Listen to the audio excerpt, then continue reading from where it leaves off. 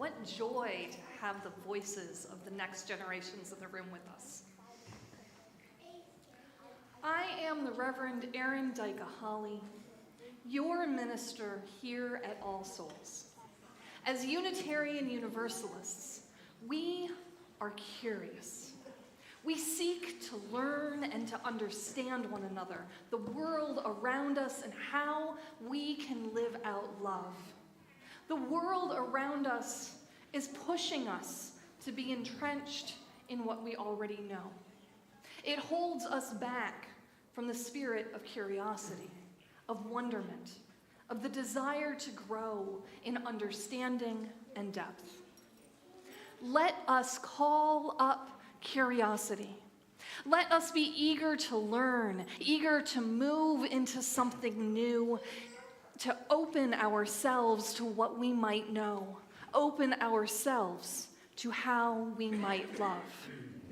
Let us worship together.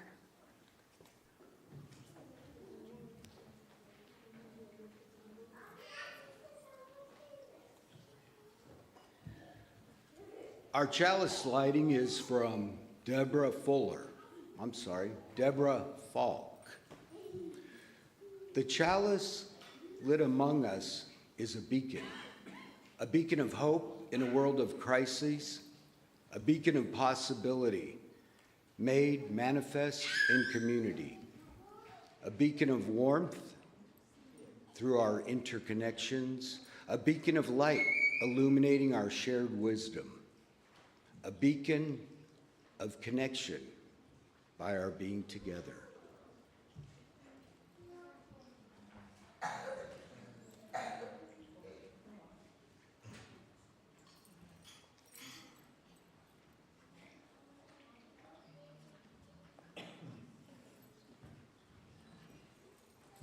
Please rise in body or spirit to join in reading our covenant and for the following song.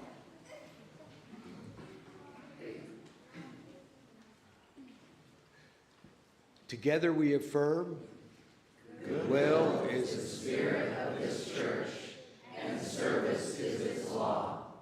This is our great covenant, to dwell together in peace, to seek the truth in love, and to help one another.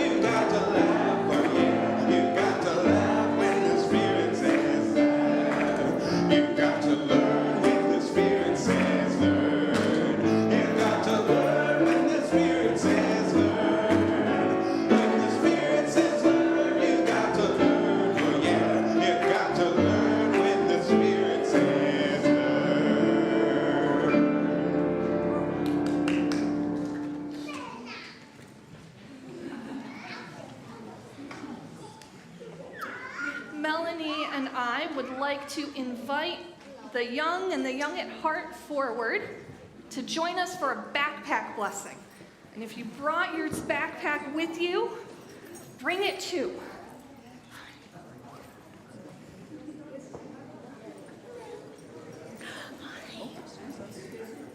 Okay, we've got a big backpack blessing today. Woohoo!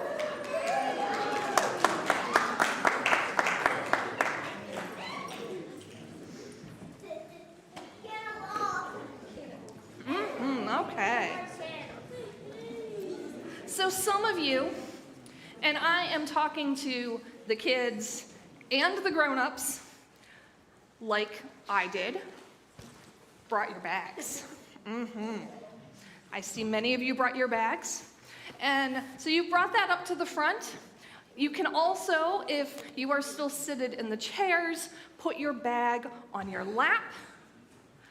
And if you didn't bring your real bag, like Melanie, you can bring your imaginary bag. Your imaginary bag will work great. Just grab it, put it up, have it with you up front. Can I see your imaginary bags? No. Maybe other people are willing to share with their imaginary bags? We're a consent-based congregation. So, I've adapted this backpack blessing that was written by my friend, the Reverend Erica Hewitt, and we're going to bless all of our bags. We carry bags with us throughout the week for many reasons. Some of us take books and homework to school.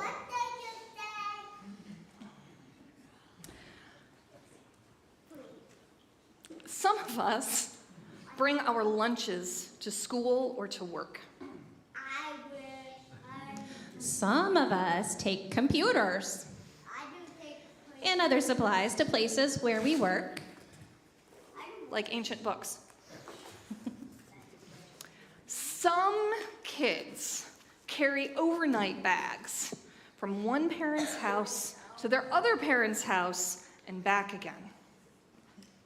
Some people bring things like books and yarn and knitting needles to places where they might need to wait patiently. And some people even have special bags for their pets. Whatever kind of bag you have with you or are imagining, I'm hoping you'll open up, even just a little bit. Open it up, open it up.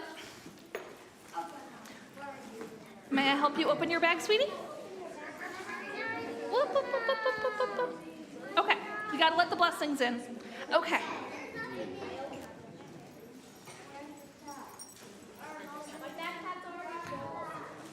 There will be blessings. Okay, so we're gonna put some things in it.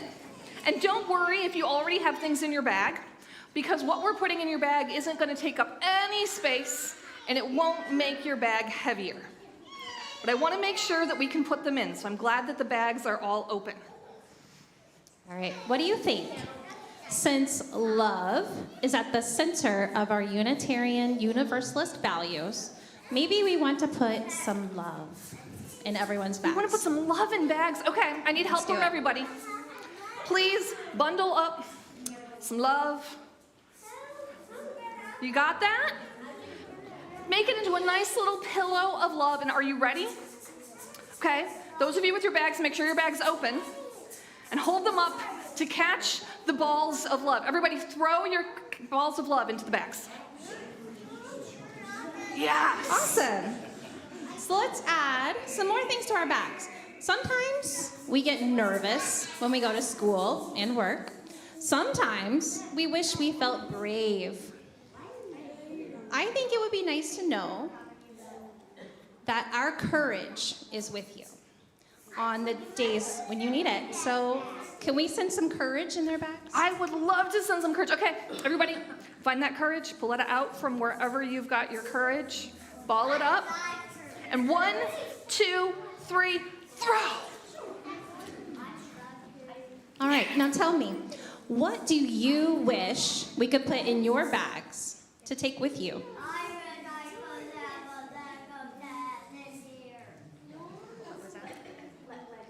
Legos? Like maybe Legos? Okay. We're not going to throw Legos at you.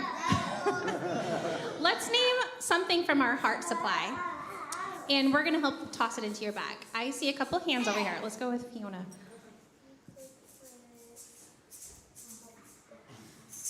Helpful. Helpfulness? You want some help in your bag? Oh, I love that. Can we all... Okay, yeah. The bundling? Where's okay. that help? Where do you keep your help? Grab it. Grab it. And 1, 2, 3. Whoa. Okay, good. And Jude, I saw your hand. Did you have a different one?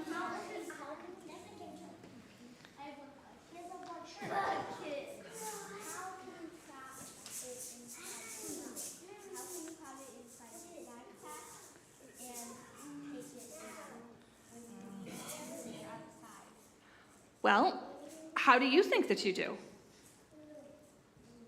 Hey, Jude is asking, if you've got this in your bag, how do you take it out when you need it? You put whatever you need on the playground. You could make an airplane and make a paper airplane on a sheet of whatever. Oh, okay.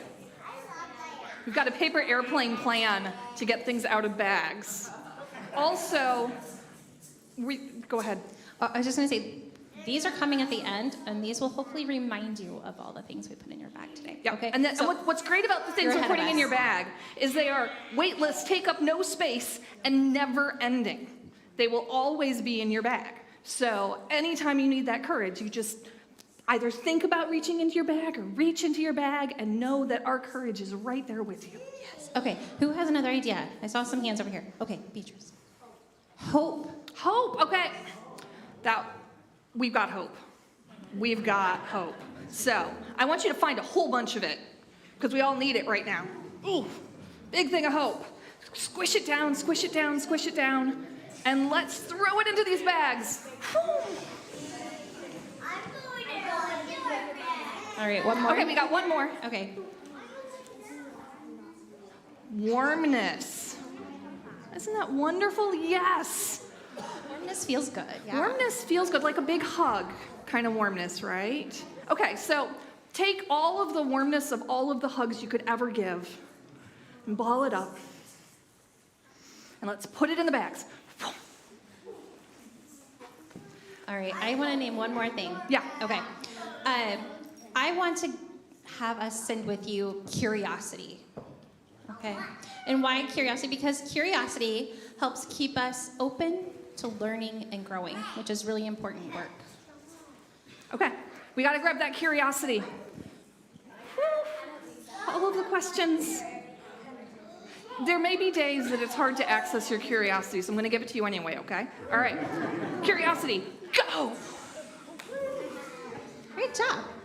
All right, so your bag might not look any different or feel any different, but the next time you use your bag, I hope you'll remember that we've added our blessings. So you've got love in your bag, and courage, and we have helpfulness, we have paper airplanes, we have warmth, and I forgot one. Hope! How could I have forgotten hope? These are all wonderful things to be in your bag. And curiosity. So remember that everyone here cares about you and about what happens to you at school or anywhere that you go. So pull out your love and our courage and everything else, that hope that we've given you whenever you need them. And if your infinite supply ever runs out, just ask us and we'll give it to you. All right, so I need you to close up your real bags and your imaginary bags. Like just, good job. Lock it all in there. Because you don't want your blessings to fall out. That's Right. really important. Please make a line here. Maybe just against the front of the stairs, like starting here and going that way, just down on the ground. There you go. And we're going to give you your keychain blessing that you can put on your bag if you'd like. Yep. And I'm going to give you a blessing with words. And are we going to sing to them while we give the blessing? Is that We can do that, yes. okay? And I'm going to invite you all to sing with us as we give the children their blessing. And when you're done with your blessing, you can drop off your bag with your family, and then we're all going to go down to Conover for a special game day.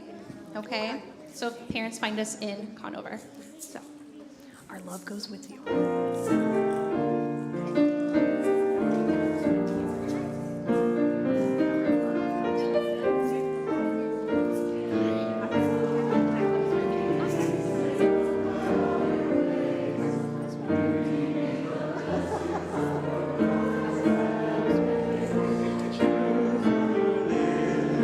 Confess in your deeds, faith to follow where the human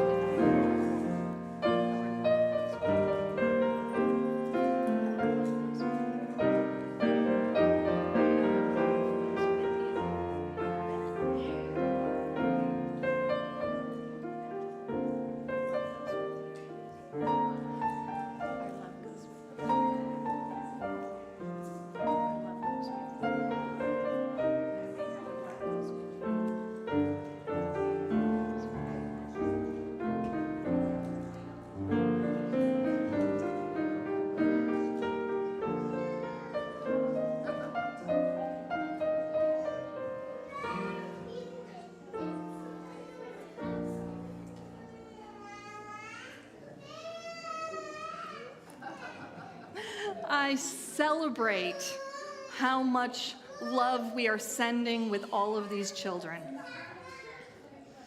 The offering we take each Sunday is an opportunity to recommit to this place, to these people. It is as much a ritual as singing together, lighting our chalice, or reciting our covenant. It is a reminder of that form of love that we call generosity. It is how we show that we believe it is important to worship together, to help our community, and to say yes to the values of our faith. Our offering will be graciously given and gratefully received.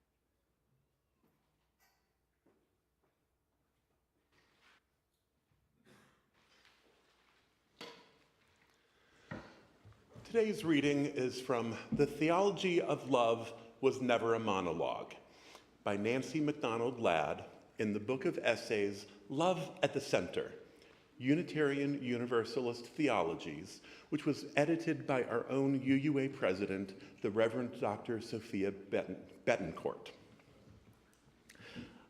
I am not really sure I care what I personally or individually believe anymore. Now, I want to make the case that maybe we shouldn't spend so much time asking what it is we personally do and do not believe in the deep inner recesses of our own hearts. Maybe that highly individualistic and utterly non-relational question, what do you believe, isn't the point of theology in the first place. After all, theology is a conversation. Theology is not an inner monologue for the purposes of one's own clarification and edification. It isn't talking to oneself, about oneself, for oneself. At the very least, theology is a dialogue. And so the question, I think, is most pertinent.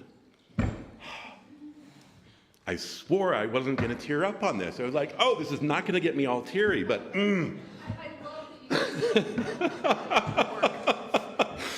you This is Marley. This is why I told you I absolutely wanted to read the entire thing. And so, at the very least, theology is a dialogue. And so the question I think is most pertinent to our history and our time is not so much, what do I believe, as it is, with whom am I in holy and accountable conversation? It was the theologian Jürgen Moltmann who popularized the framework of a vertical and a horizontal dimension to faith. The vertical is that which transcends us, that which pulls us up to an object of reverence. The horizontal is the dimension of faith lived out right here, among us and within us, a this worldly faith that calls us to attention and action in this present moment. Moltmann said that these two aspects of faith, the vertical and the horizontal, are not alternatives in competition with each other. Instead, they exist in essential and dynamic tension, with the vertical always putting pressure on the horizontal. This means that the transcendent, in which we are in covenantal relationship with, always exerts some kind of transformational pressure on this world and on each of us within it. And that, not a call to theism as such, is at the heart of my contention here. It is merely this, that theology, covenant, and the love that will not let us go, none of it is really about us uniquely and specifically. It really isn't about you at all, or me. When we unseat the vertical dimension entirely and cease to pursue a relationship with the holy, separate and beyond our own understanding, a thing that happens is we try to put ourselves in God's place. Likewise, when we mistakenly believe that theology is all about what we do and do not personally believe, we tend to discount the inherently relational and covenantal dimensions of theology itself, turning it into a monologue of our own assertions instead of a dialogue with the beloved.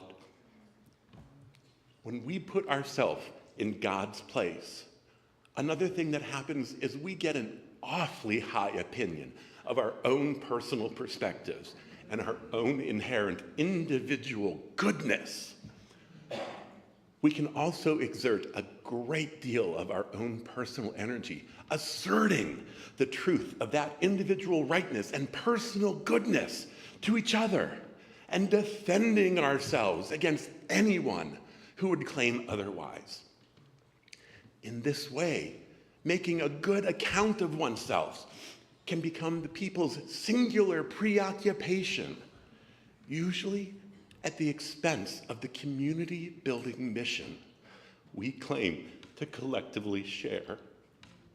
As one pair of community leaders recently put it, goodness itself is a designation one seeks to defend rather than something we seek to generate in the world in concert with other people. Love, however, only exists in relationship to the beloved. Like theology, it is an inherently relational enterprise. It does not require individual retrenchment into a place of defensiveness and self-protection. It doesn't care what you believe. Love cares how we can generate life-giving hope in concert with those around us. As we have practiced it in our theological tradition, love is not now and never has been something that happens in isolation, some separate from the sacred push and pull of relationship with each other and with the holy. Love does not happen all alone. Like theology, it has never been a monologue. It unfolds together in places far beyond the entrenched positions of what each of us does and does not believe. It is not mine or yours. It is ours.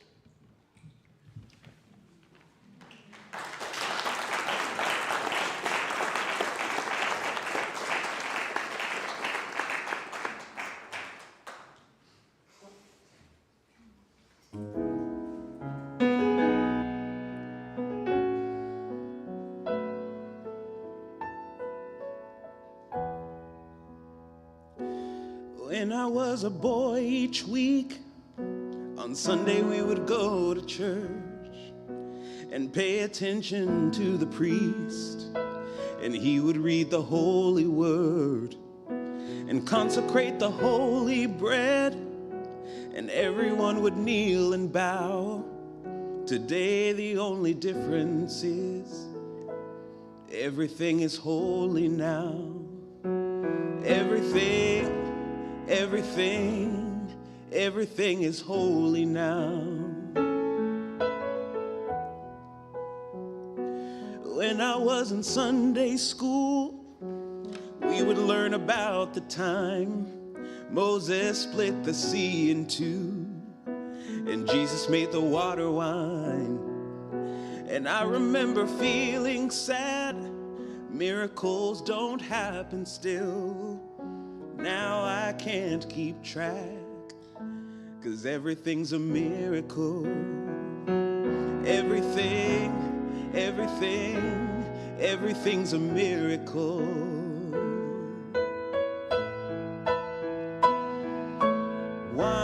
Wine from water is not so small, but an even better magic trick is that anything is here at all. So the challenging thing becomes not to look for miracles, but finding where there isn't one.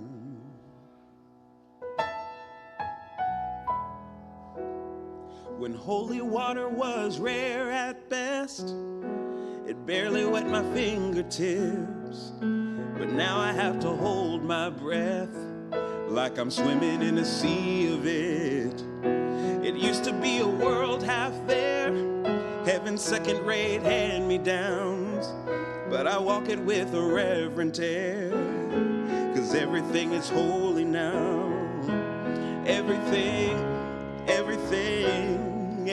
is holy now.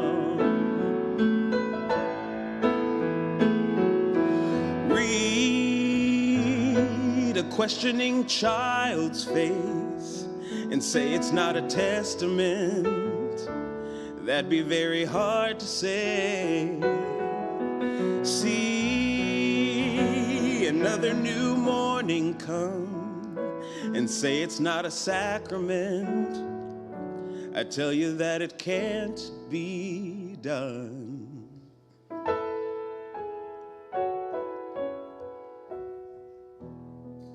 This morning outside I stood and saw a little red-winged bird shining like a burning bush and singing like a scripture verse. It made me want to bow my head. I remember when church let out, how things have changed since then. Everything is holy now. It used to be a world half there, heaven's second-rate hand-me-down, but I walk it with a reverent air, 'cause everything is holy now. Everything is holy now.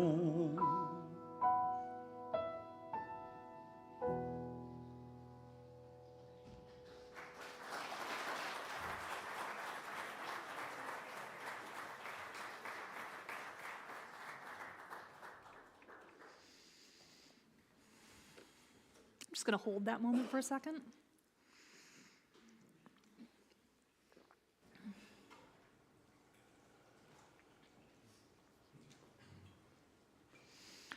Being a Unitarian Universalist is hard.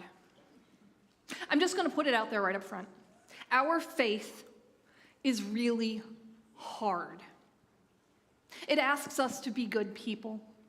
It asks us to do something toward justice in our lives, communities, and the world.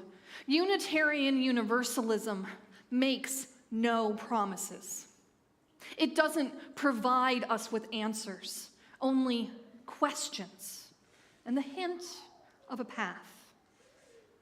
Ours is a free faith.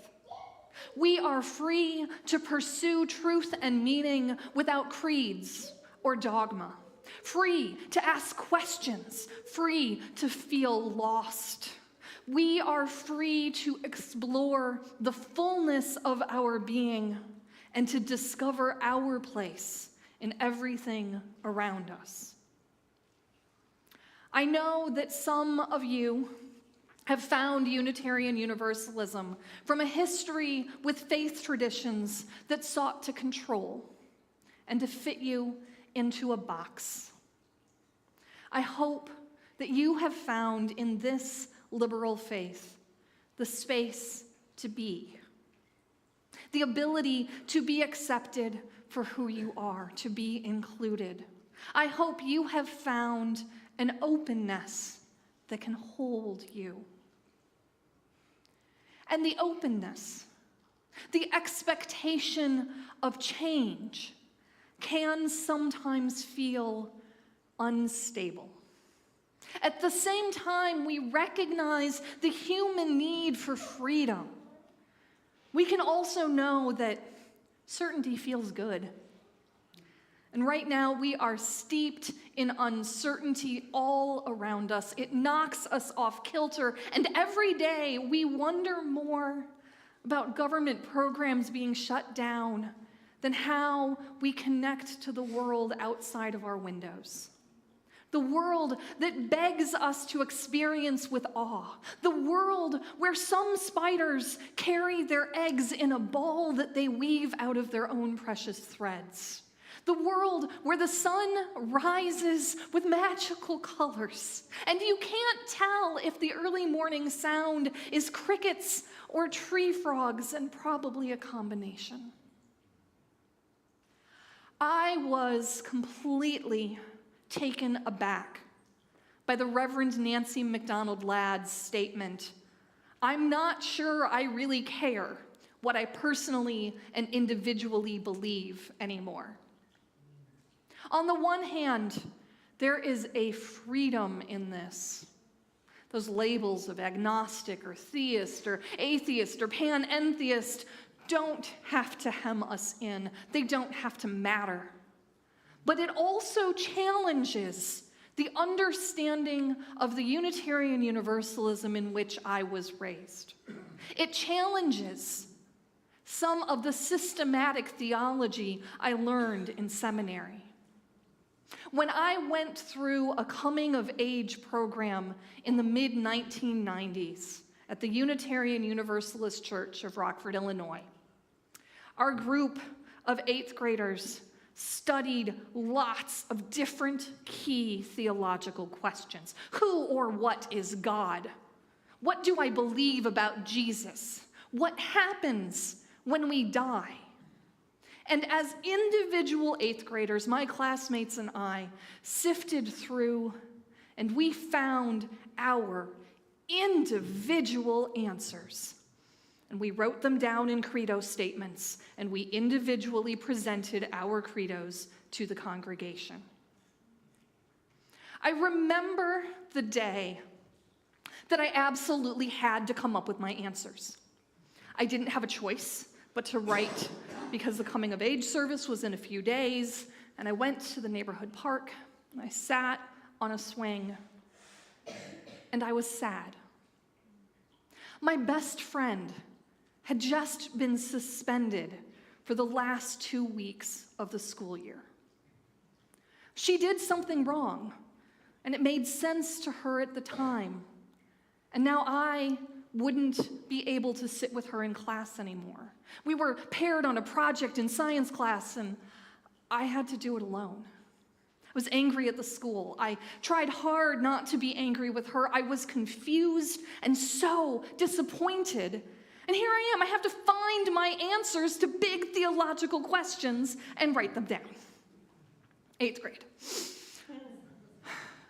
I did that, thinking through the questions and finding answers that could comfort me in that moment. But answers that were true to me, true to my humanist UU upbringing, touching on mystery and wonder with a healthy dose of skepticism.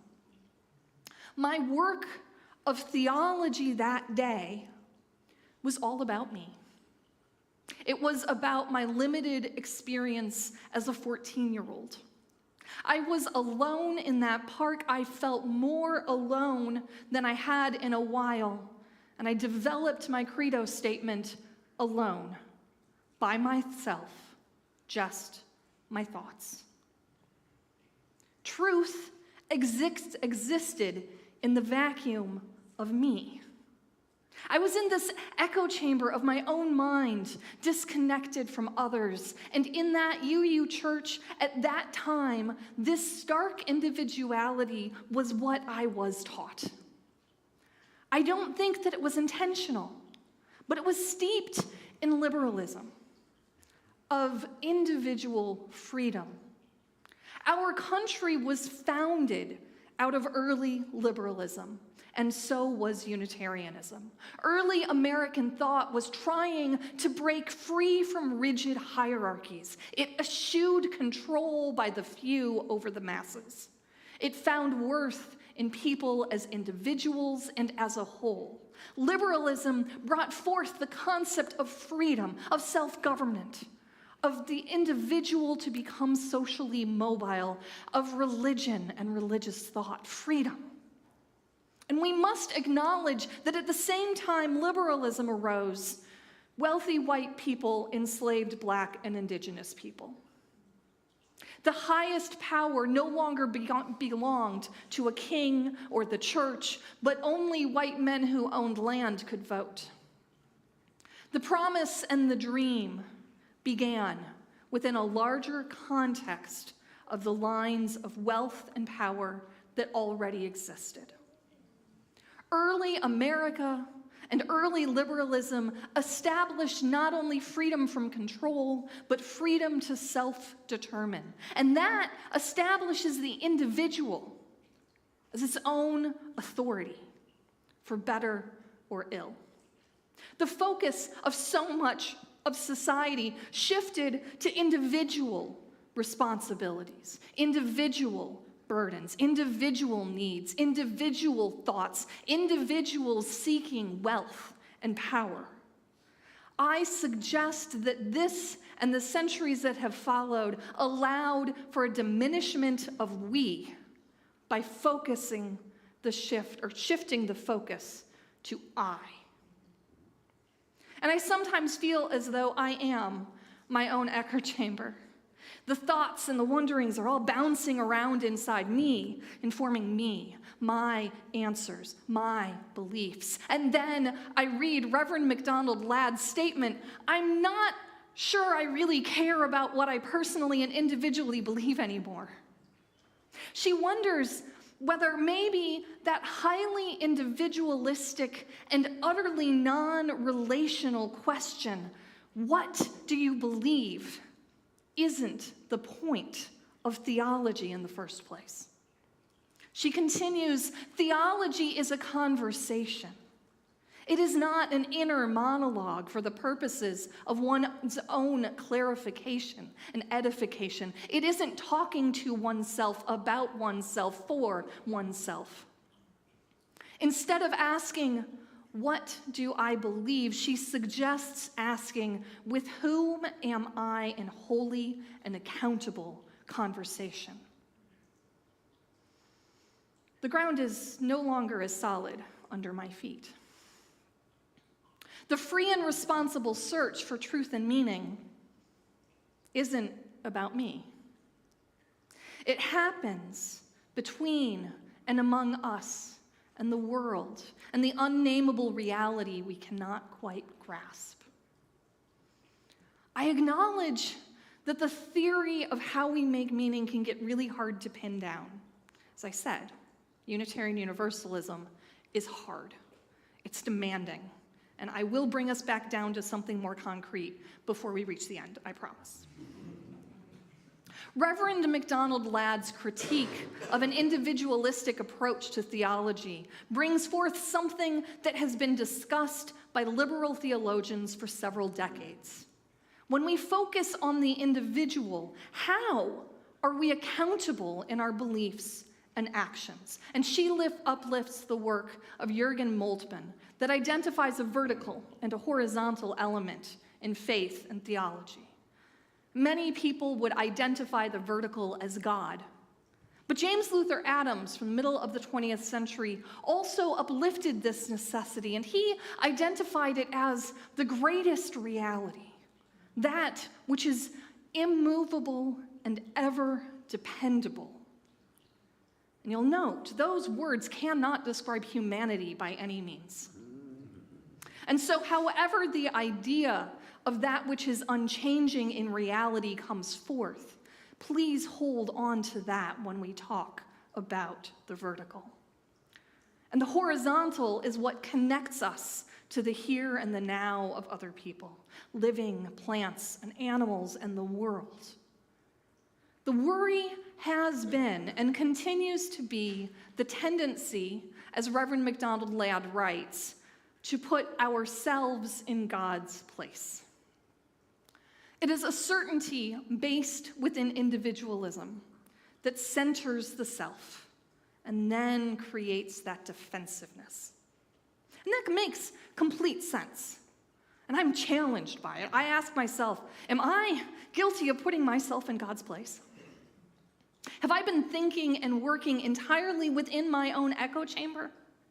Becoming defensive about who I am, what I believe, and how I interact with the world? I don't know. But she's got me thinking about it.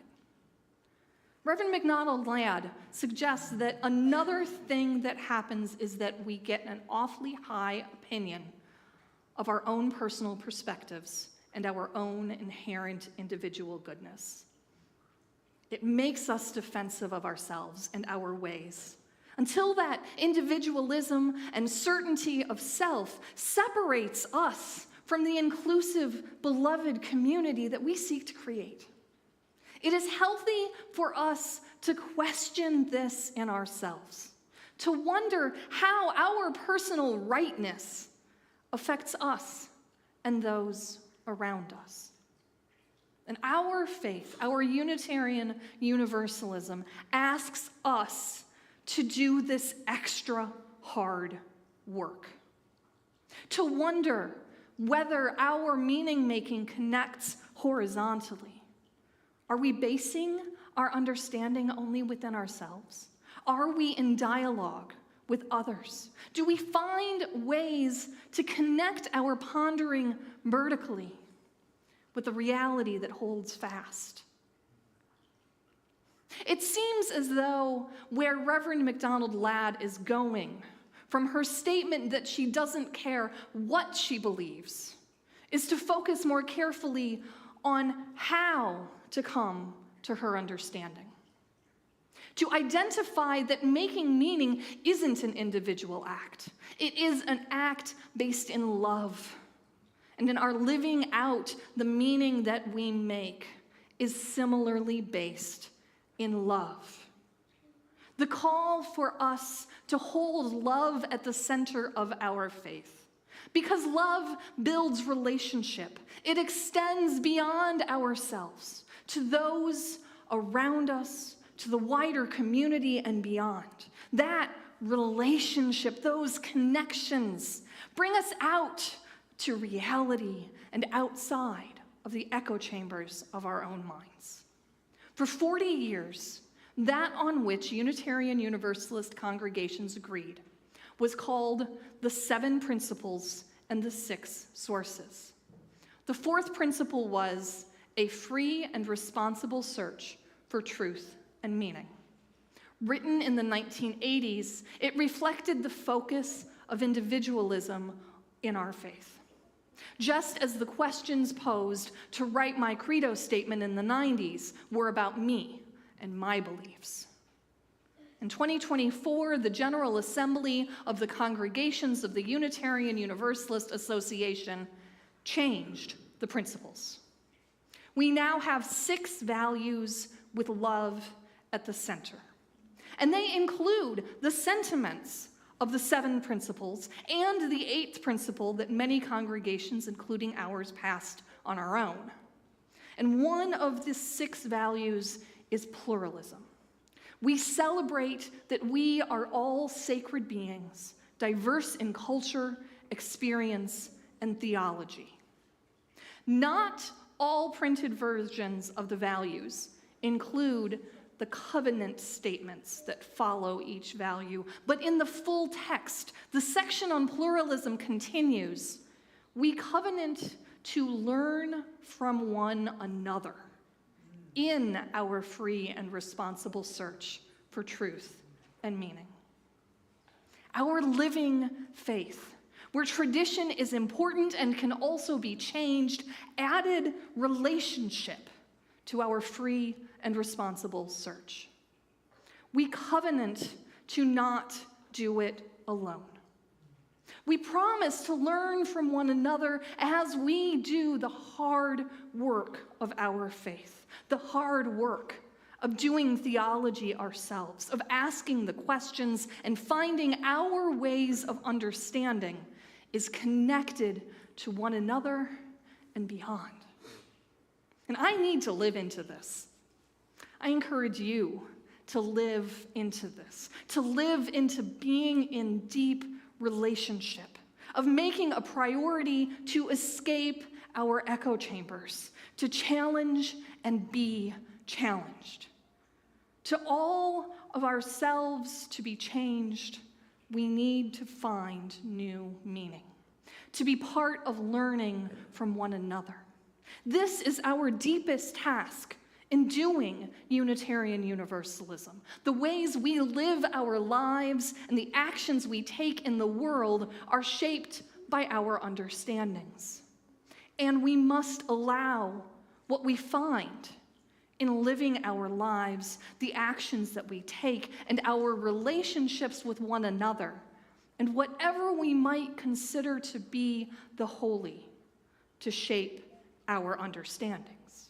And it flows on, a continuous spiral of our lives, the ongoing search for truth and meaning. And let us pledge not to go it alone.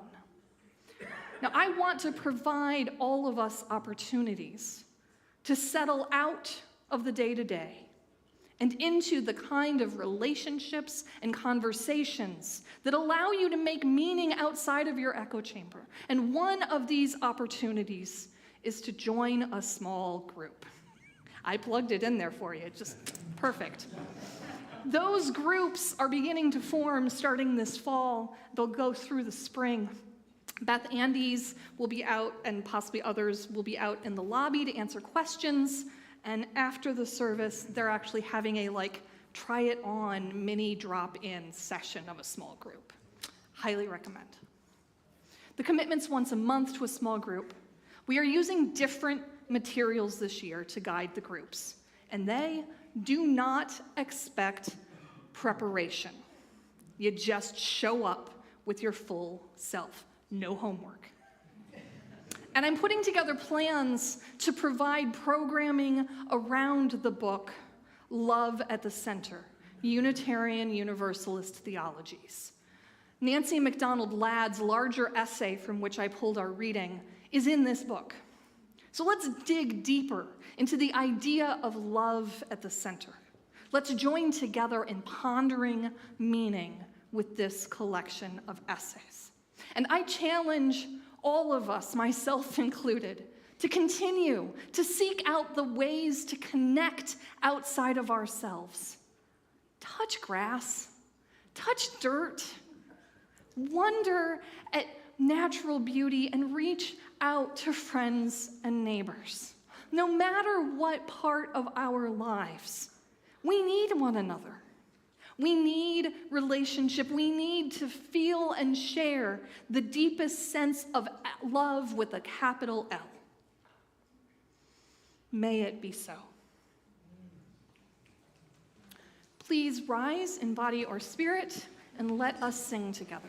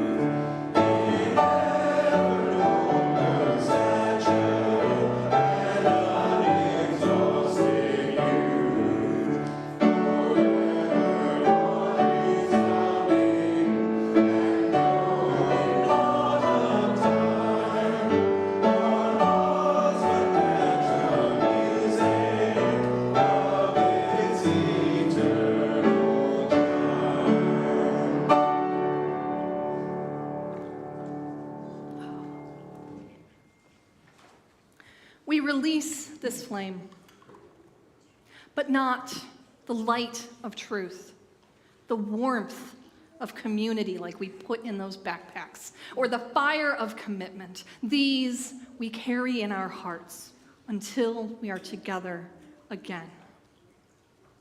I already plugged it, but the pop-up small group will be after the service in the library, and there is childcare available in the nursery. So try out what a small group is like. You really don't have a good excuse not to. Wonder, ponder, question, search, but don't go it alone. Let relationship shape what you learn. Meaning is shared, and we are searching with you.